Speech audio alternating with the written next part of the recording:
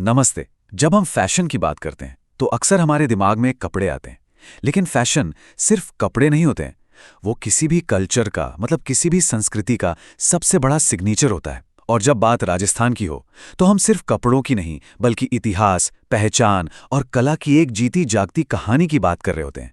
तो चलिए इस रंगीन दुनिया में और गहराई से उतरते हैं। और इस बात का सबसे बड़ा सबूत है राजस्थान का पहनावा। ये सिर्फ कपड़े और गहने नहीं हैं। ये तो इतिहास, समाज में किसी का क्या दर्जा है और वहां के भूगोल के चलते फिरते दस्तावेज हैं। मतलब हर धागे में एक कहानी बुनी हुई है, हर रंग एक राज बताता है। अब देखिए, यहाँ एक बहुत ही कमाल की बात है। एक तरफ है रेगिस्तान जहाँ दूर दूर तक रेत ही रेत है, और दूसरी तरफ है इतने चटक, इतने चमकीले रंग। ऐसा लगता है जैसे राजस्थान के लोगों ने रेगिस्तान के उस बेरंग कैनवस पर अपने कपड़ों से रंगों की बौछार कर दी हो। ये कोई इत्तेफाक नहीं है, ये एक सोची समझी प्रतिक्रिया है। मतलब कमी को भी एक उत्सव में बदलने की एक खूबसूरत कला। तो चलिए इस कहानी का पहला चैप्टर शुरू करते हैं रंगों से। राजस्थानी फैशन की जो आत्मा है ना, वो उसके रंगों में ही बसती है। यहाँ हर रंग का एक खास मतलब होता है। जैसे केसरिया रंग बहादुरी का प्रतीक है, तो लाल रंग प्यार और शादी ब्याह जैसे शुभ मौकों का, पीला रंग वसंत और खुशी का संदेश देता है। तो ये सिर्फ कलर्स नहीं है, ये तो पूरी की पूरी भावनाएं हैं। और ये रंग, अरे सबसे खूबसूरती से तो महिलाओं के कपड़ों में ही दिखते हैं। राजस्थानी महिलाओं की जो पारंपरिक वेशभूषा है वो 3 मुख्य हिस्सों पर टिकी है: घाघरा, कांचली और ओढ़नी। ये तीनों मिलकर खूबसूरती और आराम का एक गजब का बैलेंस बनाते हैं। तो सबसे पहले आता है घाघरा। अब ये सिर्फ एक घेरदार स्कर्ट नहीं है, इसके पीछे का डिजाइन देखिए कितना स्मार्ट है। इसकी कई कलियां ऐसे हवादार बनाती हैं जो रेगिस्तान की गर्मी में बहुत जरूरी हैं, और साथ ही चलने फिरने में पूरी आजादी भी देती हैं। और फिर इस पर जो काम होता है, वाह! लहरिया की लहरें, चुनरी के वो बारीक डॉट्स, और खासकर गोटापट्टी का काम, जिसमें जरी के फीतों से इतने सुंदर पैटर्न बनाए जाते हैं। गोटापट्टी तो आजकल मतलब यंग जनरेशन की फेवरेट बन चुकी है। अच्छा, घाघरे के ऊपर पहनी जाती है कांचली या कुर्ती। ये सिर्फ एक ब्लाउज नहीं है, बल्कि शरीर को तेज धूप से बचाने वाली एक ढाल की तरह काम करती है। और पता है मजे की बात क्या है? आजकल के डिजाइनर्स इसी पारंपरिक कांचली से आइडिया लेकर इसे क्रॉप टॉप के साथ मिला रहे हैं और एक नया फ्यूजन लुक बना रहे हैं। लेकिन इस पूरी ड्रेस का जो सबसे जरूरी हिस्सा है ना, वो है ओढ़नी। ये सिर्फ एक दुपट्टा नहीं है, ये तो एक महिला की पूरी पहचान है।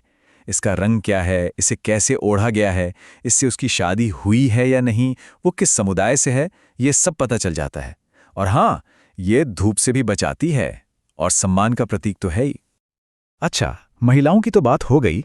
अब जरा पुरुषों के पहनावे पर भी नजर डालते हैं, जो उनकी हिम्मत, उनके शौर्य और समाज में उनके सम्मान को दिखाता है। राजस्थानी पुरुषों के लिए पगड़ी ये सिर्फ सिर ढकने का कपड़ा नहीं है, ये तो उनके आत्मसम्मान, उनकी वीरता और उनकी पहचान का ताज है। हर पेंच में एक कहानी और एक परंपरा छिपी होती है। और जरा सोचिए, एक पगड़ी 52 मीटर तक लंबी हो सकती है, 52 मीटर्स।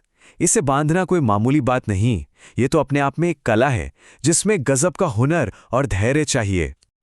और ऐसा नहीं है कि सब पगड़ियां एक जैसी होती हैं। अरे नहीं, जोधपुर में देखिए तो वो शाही और लंबा साफा मिलेगा। उदयपुर की पगड़ी चपटी होती है और जयपुर का तो पचरंगी पेचा मशहूर है। हर इलाके की अपनी अलग शान है, अपनी अलग पहचान। और पगड़ी के साथ पहना जाता है अंगरखा। ये मुगल काल से चला आ रहा एक तरह का कुर्ता है जिसे धोती या पायजामे के साथ पहना जाता है। खासकर त्योहारों और फंक्शन में ये एक बहुत ही शाही और डिग्निफाइड लुक देता है। कपड़ों की बात तो हो गई, लेकिन इनके बिना राजस्थानी फैशन अधूरा है। जी हाँ, मैं बात कर रहा हूँ गहनों की। और ये सिर्फ सजने संवरने का सामान नहीं है, बल्कि सुरक्षा, सामाजिक रुतबा और यहाँ तक कि सेहत का भी प्रतीक है। लेकिन यहाँ एक सवाल जरूर उठता है कि इतनी गर्मी में, रेगिस्तान की इतनी मुश्किल कंडीशंस में इतने भारी भरकम गहने क्यों? इसकी वजह जानकर शायद सब हैरान रह जाएंगे। तो देखिए, इसके पीछे एक नहीं, 3 बड़ी वजह थीं। पहली, फाइनेंशियल सिक्योरिटी। ये गहने परिवार की चलती फिरती तिजोरी थे। दूसरी, प्रोस्पेरिटी का प्रदर्शन, मतलब जितने भारी गहने उतना बड़ा सम्मान। और तीसरी वजह जो सबसे दिलचस्प है वो है सेहत। नथ और कमरबंद जैसे गहने एक्यूप्रेशर पॉइंट्स पर दबाव डालते थे जिससे सेहत अच्छी रहे। कमाल है ना? और जानते हैं, ये परंपरा आज भी जिंदा है, बस रूप बदल गया है। जैसे पारंपरिक ठुस्सी जो गले से सटाकर पहना जाता था, आज वो दुनिया भर के फैशन रैंप पर स्टेटमेंट चोकर बनकर लौट आया है। ये दिखाता है कि कैसे हमारा अतीत आज के फैशन को इंस्पिरेशन दे रहा है।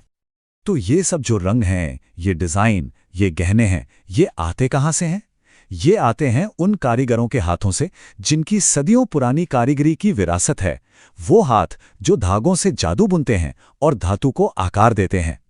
इसमें शामिल है दुनिया भर में मशहूर बंधेज या बांधनी की कला, या फिर मॉनसून का प्रतीक लहरिया और सांगानेर और बगरू की फेमस ब्लॉक प्रिंटिंग, जहां लकड़ी के ठप्पों से प्राकृतिक रंगों से डिज़ाइन छापे जाते हैं।